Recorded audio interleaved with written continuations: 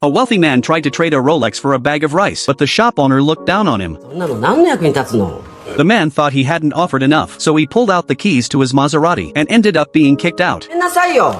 Luxury cars and fancy watches were like scrap metal, while the man in front of him got a bag of rice and an old bike, all in exchange for just a bottle of water. The reason was a worldwide blackout, which set off a chain reaction. Basic survival needs were disrupted. Transportation ground to a halt. The economy collapsed. Public order started to slip away. Even large-scale migration began. Modern life that depends on electricity turned people back to a primitive state overnight. If a day like that ever came, could you make it to the end? On the first day without power, Dave overslept. His alarm stopped at 3 a.m. Strangely, it wasn't just the appliances that didn't work. Even fully charged phones wouldn't turn on. Flashlights were dead too, but people didn't realize how serious it was. Only when they went outside did they see. The whole city was in chaos. Subways stopped running. Cars wouldn't start. People were everywhere trying to get somewhere. Dave barely made it to his office, but co-workers were stuck outside the electronic doors. They broke in together, and once inside they found there was nothing to do. Some were worried, some were relieved, because teachers were still stuck on the roads. Schools could only let students roam freely. Housewives were the first to act, rushing to stores to stock up, but checkout could only be cash, no cards. Dave went to the bank to get money. Banks allowed a maximum of 100,000 yen per person, and required ID, even though money was in the bank. If everyone withdrew at once, the bank couldn't cover it. On the first night without power, the family casually enjoyed a candlelit dinner, while Dave kept working, taking out his frustration on his family. His son had long had enough of his bossy ways. Unwarranted scolding wiped away his appetite instantly. Without the lights, his daughter saw the legendary stars for the first time in her life. 3 days into the blackout, the city ran out of water. Dishes couldn't be cleaned. Even drinking water became a problem. Public toilets were full, and the smell was unbearable. The smell was unbearable.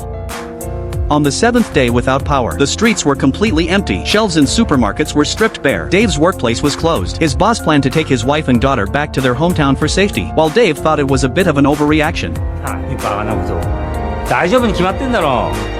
The boss didn't bother arguing. After all, many people shared Dave's opinion. Community workers came up with an emergency plan. They collected food and water from every household and distributed it in portions, making sure everyone got something. Dave and his wife felt helpless, while some people raised both hands in agreement. But soon elderly people starved at home. Those with homes and land in their hometown quietly left. So the father made a decision to go back to their hometown in Kagoshima for safety, while the kids treated it like a trip, packing useless things along the way, even wanting to bring phones and computers. But the cash at home wasn't enough for a single ticket. Luckily, the mother had been frugal, saving some money as backup. In the early morning, the family left their home, riding bikes to escape the neighborhood. They saw some vendors still selling goods, but prices had skyrocketed. A bottle of water cost 1,000 yen. Dave cursed the greedy sellers, but just after one block, the price had doubled, and it got higher the further they went. At a critical moment, his wife used her life skills, bargaining the price down with a few words. At least for now they wouldn't worry about food or drink. But their picky daughter was wasting food. She probably never imagined that every grain thrown away now would be more precious than gold later. They finally reached the airport, only to find all flights cancelled, and refugees didn't care about the reasons. They vented all their anxiety and anger on the police trying to keep order.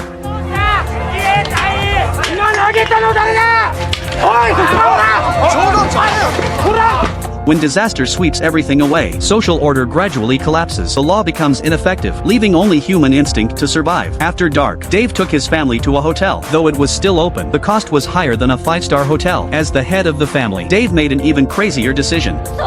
行くの？鹿児島に？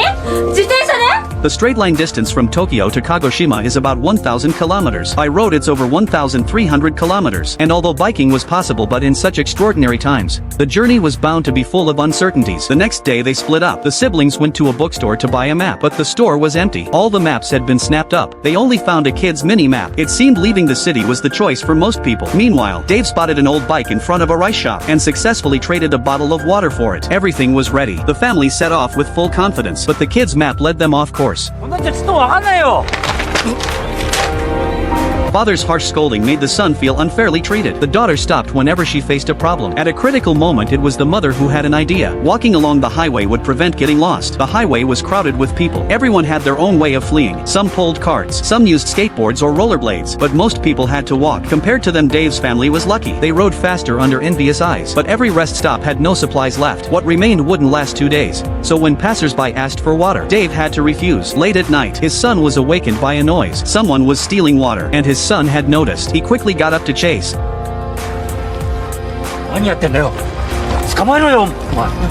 running through woods and across roads. He finally found the thief under a bridge. Seeing the man was making formula for a baby, he decided not to pursue it further. This made Dave realize, if people dare steal today, tomorrow they might rob. So he led his family away from crowds. Continuing along a sparsely populated road, a roughly 2-kilometer tunnel lay ahead. Some blind elderly women offered to guide them through, for the price of 1 bottle of water per person. The daughter overlooked a common-sense fact.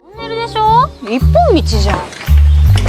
Short tunnels are usually straight, but long tunnels tend to curve, as the old women predicted. どうせ戻ってくるだらね。 The family went deeper into darkness. Unexpected situations kept arising. After handing over 4 bottles of water, they continued cautiously. The family finally passed through the tunnel. It was the 16th day without power. Food and water were almost gone. Even matches were down to 4. But the father remained calm. He could start a fire like a primitive man. They could drink freely from the river nearby. The siblings watched, mouth-watering, but still didn't dare to try. Then it rained heavily. The family took shelter under a bridge. In the whipping wind, their belongings were scattered everywhere. But Dave had no time to worry, because the river water had upset his stomach. He ran into the rain, pulling down his pants, regretting that he drank from the river. The icy rain drenched him. It was the first time Dave looked so miserable in front of his family. After the storm, everything was a mess again. His son's computer was completely ruined. His daughter's pretty clothes were torn. His mother's glasses were shattered. Worst of all, even the half bag of rice was lost. The family fell into despair. Passing through the next city, it had already become a ghost town. The father collapsed. The task of finding supplies fell to the siblings. Though the supermarket had no food or water, they found some cat food and distilled water for cars. The son had learned in class that this water was safe to drink. With water and food, next was fire. But Dave quickly realized what a primitive person could do. He could not. His son handed him a signal flare, but Dave refused to use it, insisting on starting a fire the primitive way. The daughter opened a can of cat food, but it tasted awful. After a few days of hunger, the cat food didn't seem so bad. On the way forward, they encountered a professional cycling family. Watching them chat happily, old Wang felt competitive. For pride's sake, he secretly tore off the cat food label, while Xiao Wang's way of drinking distilled water earned the other family's admiration. The family learned new survival skills. By identifying moss on rocks, they could find clean water. Dried food could last longer. Many roadside wild plants were edible. Insects like grasshoppers were rich in vitamins and protein. The family was astonished, and a young man photographed them with a mechanical camera. The daughter hurriedly left her address, hoping that one day she would receive this memorable photo, but the father looked utterly unimpressed. Because without comparison, there's no pain. In contrast, as the head of the family, seemed useless. So during the following joint travel, he always took the lead. To assert his status, the distilled water was long gone, but pride made him drink with style, as if nothing was wrong.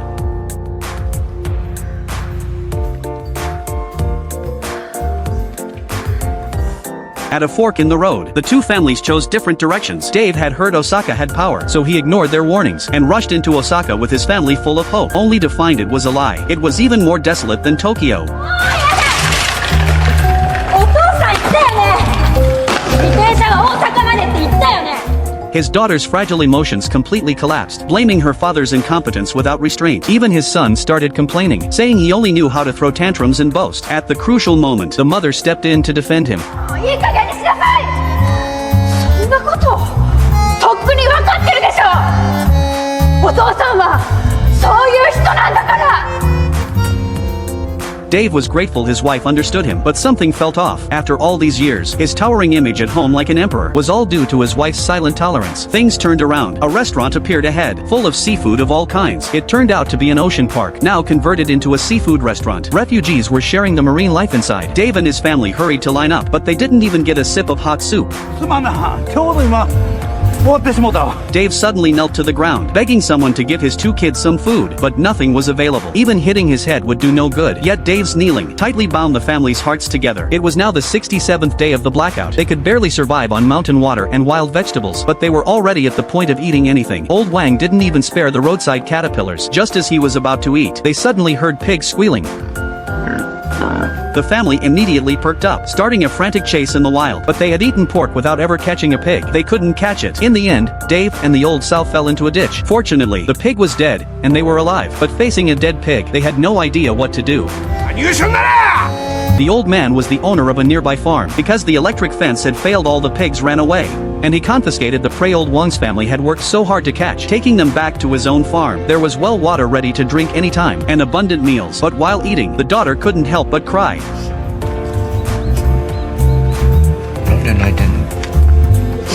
わかんない。You never realize how precious food is until you're hungry. Just being able to fill your stomach can be an incredible happiness. As payment for their meals, they had to work for the old man. Watching him cut the pork, the family couldn't bear to look. But everything has a first time. They quickly overcame their mental block. But next, the old man asked them to catch all the runaway pigs. The family ran all over the fields. Shouts and pig squeals filled the air. After a day of chaos, they finally completed the task and enjoyed a nice bath. The old man handed them some brand new pajamas, originally meant for his children, who had long settled abroad and hadn't returned for years, perhaps thinking of the loneliness of his own elder. So when he invited them to stay for a while, Dave politely declined. 田中さん、ああ言ってくれてるけど、心配だよな、お父さん。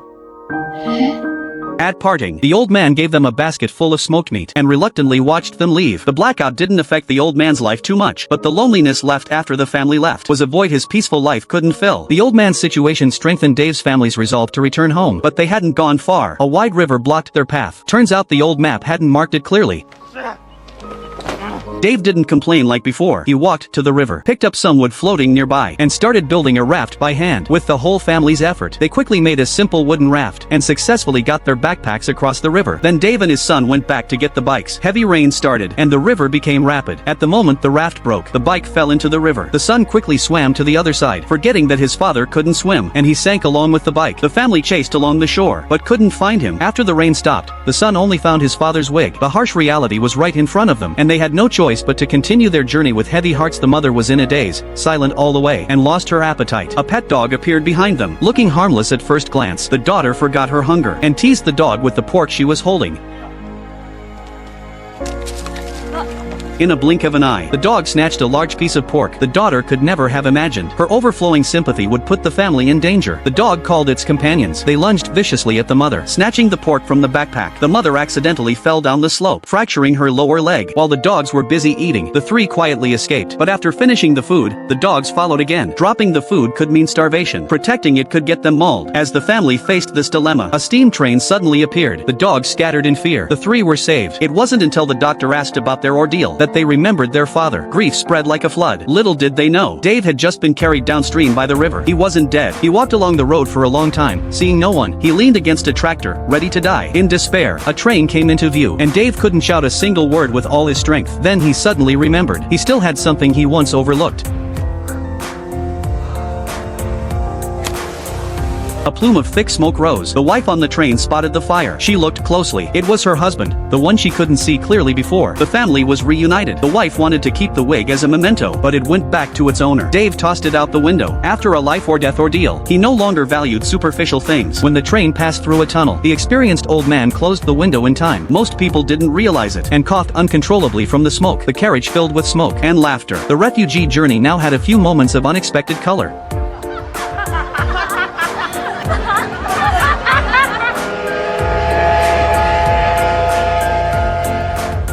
After 108 days of hardship, Dave and his family finally reached Kagoshima. The sea breeze washed away their exhaustion. The old man fishing by the sea was the wife's father, though the journey ended.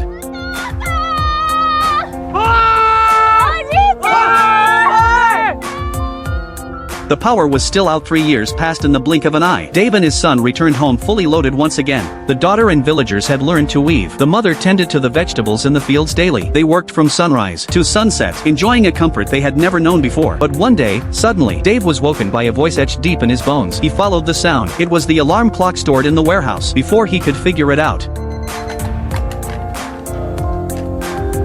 the village loudspeakers also came to life. People stepped outside their homes. That long-lost electric sound stirred up a whirlwind of emotions. Though reluctant to leave their simple life, they eventually returned to the city. The streets were still bustling with people, as if nothing had ever happened. Experts began to voice their opinions. Each had a different theory, and offered potential solutions. But nobody knew how people had lived these past 2 years. On the surface, life for Dave's family seemed unchanged. But at its core, everything had shifted. When Dave came home from work, he'd sit like a king staring at the lights, waiting for dinner. The daughter's eyes were glued to her phone. The son barely greeted his parents, plugged into his headphones, lost online. In a 100 square meter space, they lived 4 entirely separate worlds. And the wife, as a mother, felt more like an unnoticed housekeeper. But after 3 years of change, they gained a deeper understanding of home and family. Perhaps the real disaster wasn't the sudden loss of power, but what happened in the days of full electricity to the connections between people. The blackout reminded us of the survival skills we gradually lose in the convenience of technology, and how basic our bond with nature has faded.